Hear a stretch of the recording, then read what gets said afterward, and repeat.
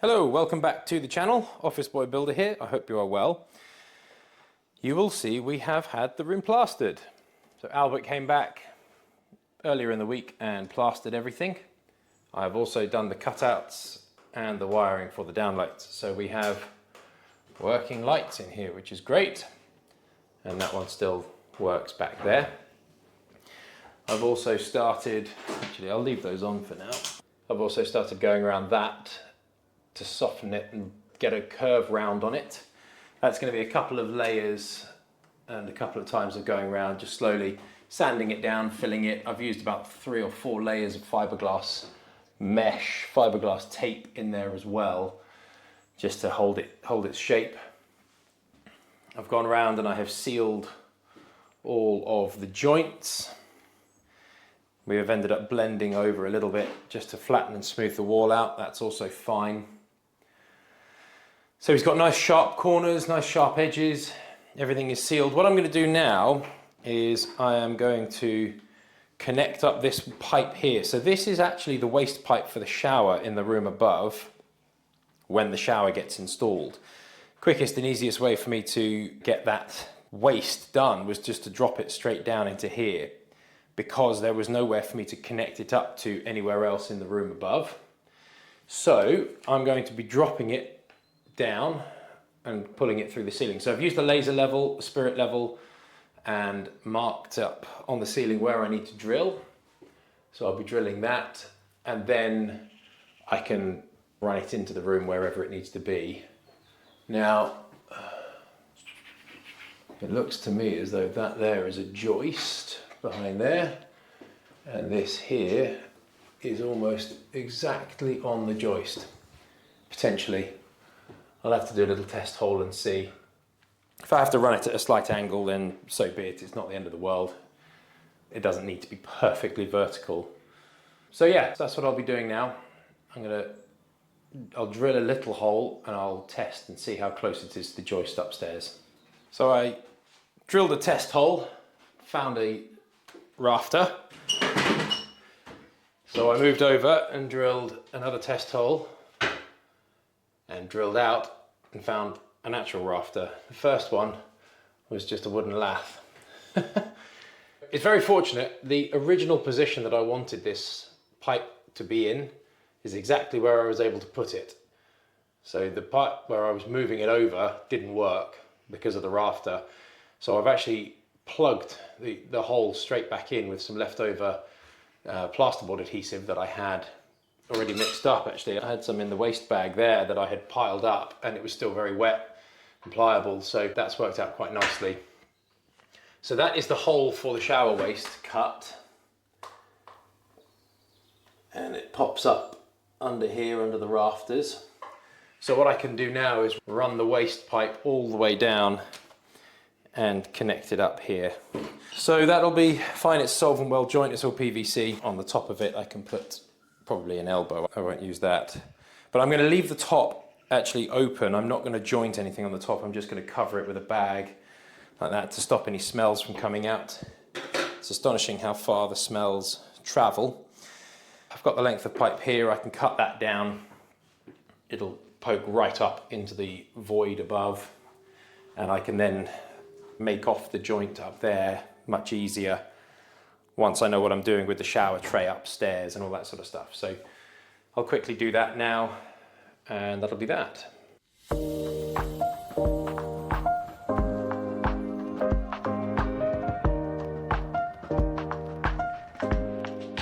I appreciate that was relatively quick, but it was a nice quick job, quick and easy. So we have the pipe there going all the way down there. What I'll probably do is wrap this in insulation to try and avoid as much noise as possible. Just wrap it in some of that horrible yellow stuff and then cable tie it.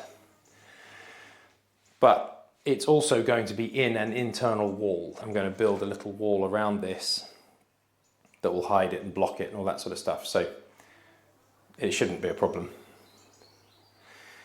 Okay, so that's that. The lights are done.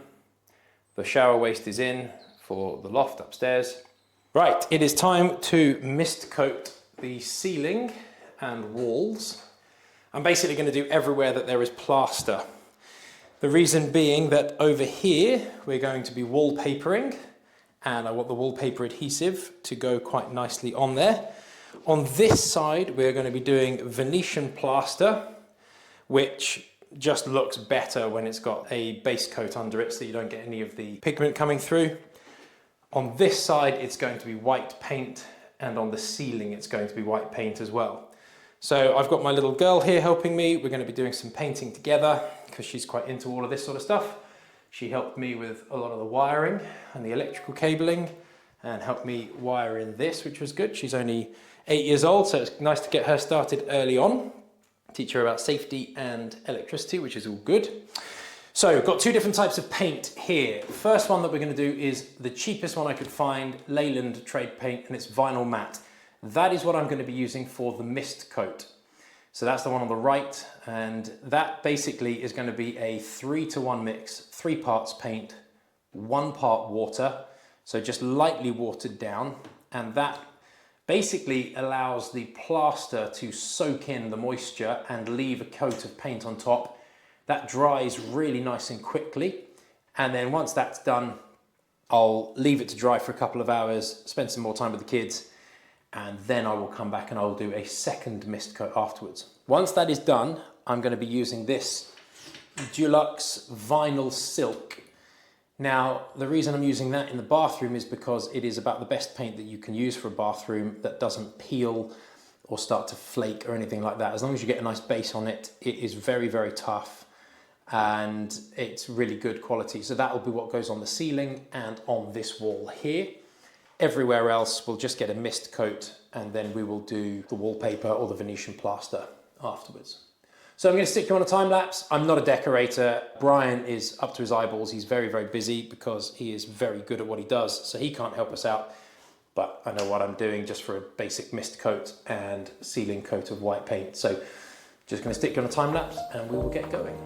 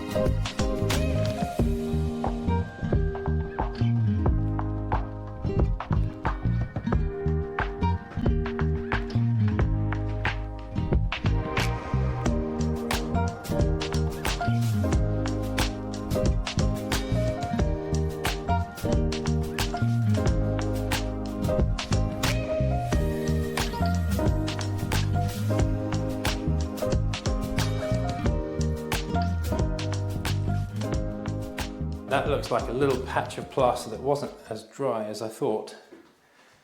But, you know, I think we've done a very good job anyway. I'm very pleased we have mist coated everywhere. The camera is really struggling to pick up what is what now because there is no contrast. I'm just going to quickly paint that with the paintbrush and leave that to dry. We still have probably half a tin left of the mixed up mist coat, which is good because I'm going to do another coat on the ceiling. Pretty much everything else in here is being covered. That wall there will probably get another coat as well because that's going to have the vinyl matte paint on it. Otherwise it's going to just be Venetian plaster here or wallpaper over here. So that's pretty much done.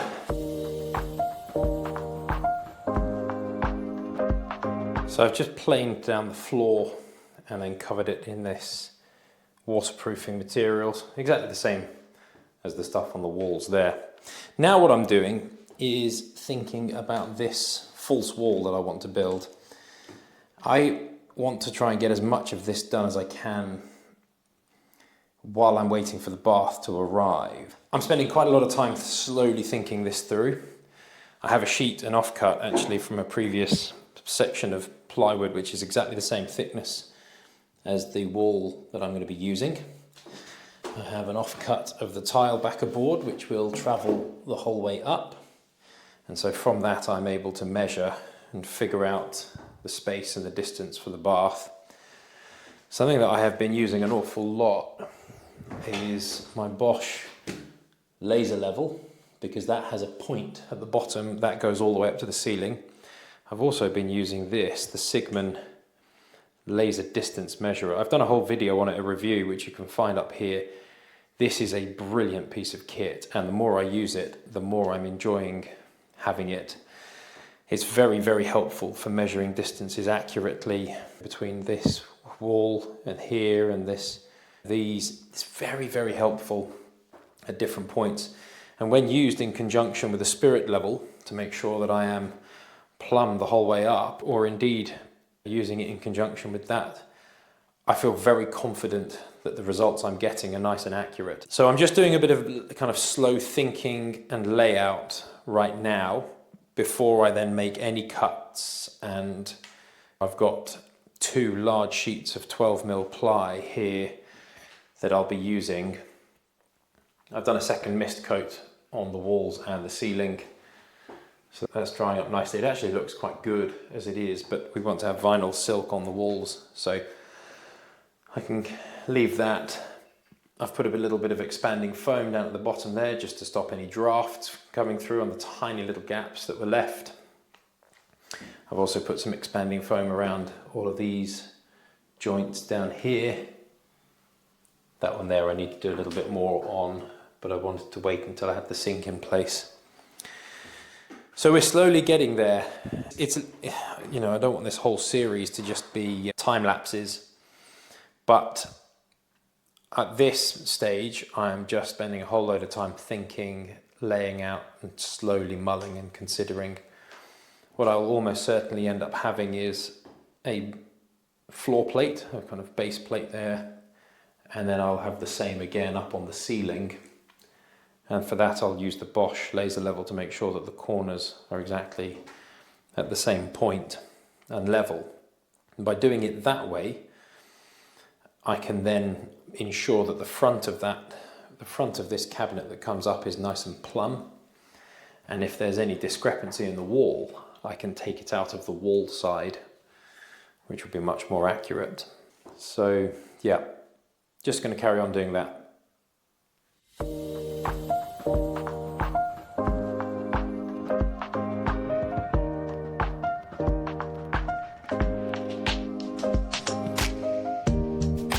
So as occasionally happens, my microphone stopped working on this, so you're getting a voiceover.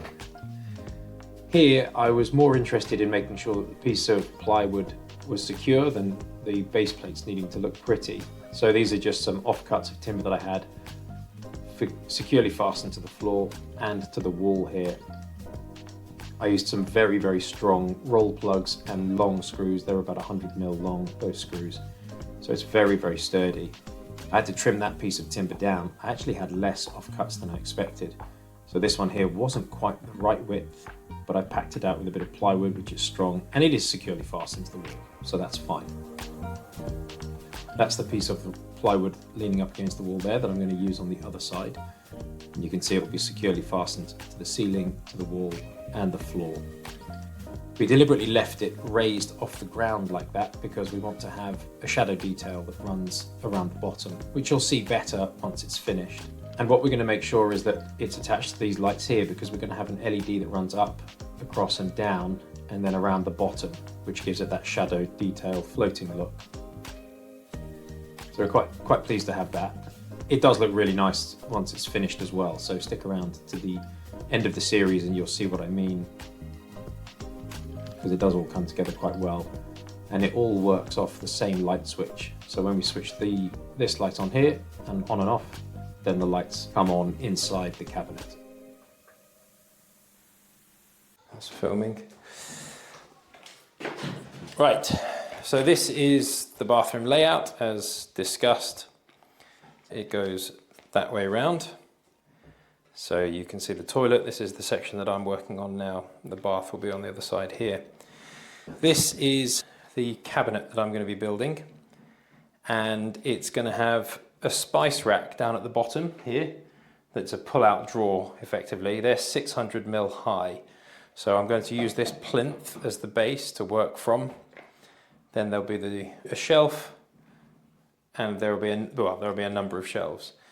I originally designed it as 400, 400, and then two 200s. We've changed that round. We'll have the 600, and then it'll be 4, 2, 2, 4, and yeah, that's just the layout that we're going to go for. So what I'm going to do is I'm going to use my laser level here to figure out exactly where I want to be for 600mm. Okay, so that's 900, so we're actually quite high.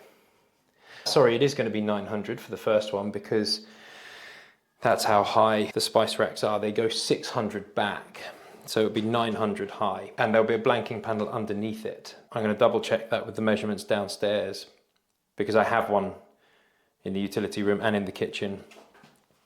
So I'll keep that, I'll check that measurement first, then I'll come back up and I can use the laser level and I'll draw and mark on here for each shelf.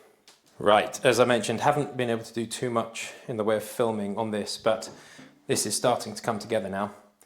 My daughter is off sick from school.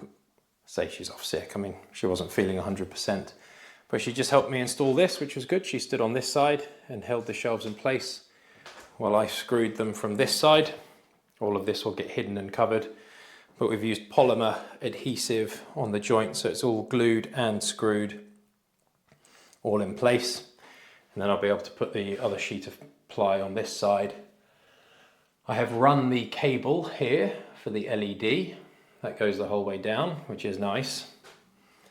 I also have that cable there, which I will put in and connect up with the base of it here, and I'll run the cable along the underside here and down and connect up, because I'm going to have an LED that runs all the way around here, which is coiled up there, and I'll make the connection there, termination there. So that's done, that's easily accessible. There's a bit of space back here for that shower pipe, and I'll put some insulation in there or some spray foam or something. So what I can do now is I can bring this down and rest it here, ready for the next sheet of ply, which will be going up. That'll get glued and screwed as well. Now what I've got for that is this little jig here. So this jig is exactly 20 centimeters wide, exactly 40 centimeters high. And what that allows me to do is ensure that the shelves are all square to one another without having to spend loads of time measuring and marking on this side. I can just slot this in, drive a screw in at the top, push it to the back, drive a screw in at the back, and I can take it out, and I can do the same with this one here, and so on and so forth. So having a little jig made up like that is really helpful. I was explaining to my daughter the 3-4-5 method, because we were making sure that this was square to the wall. So we have done some maths while she's been off school. And I have run a groove down the sides of each of these shelves. I did that on the table saw in the workshop, so they can all run down and be nice and continuous. So that's nice and easy. So what I can do now is pull the rest of that down all through here, through each of those gaps, kind of tuck it over this way, and then get the other side of this shelf on, and that'll be done.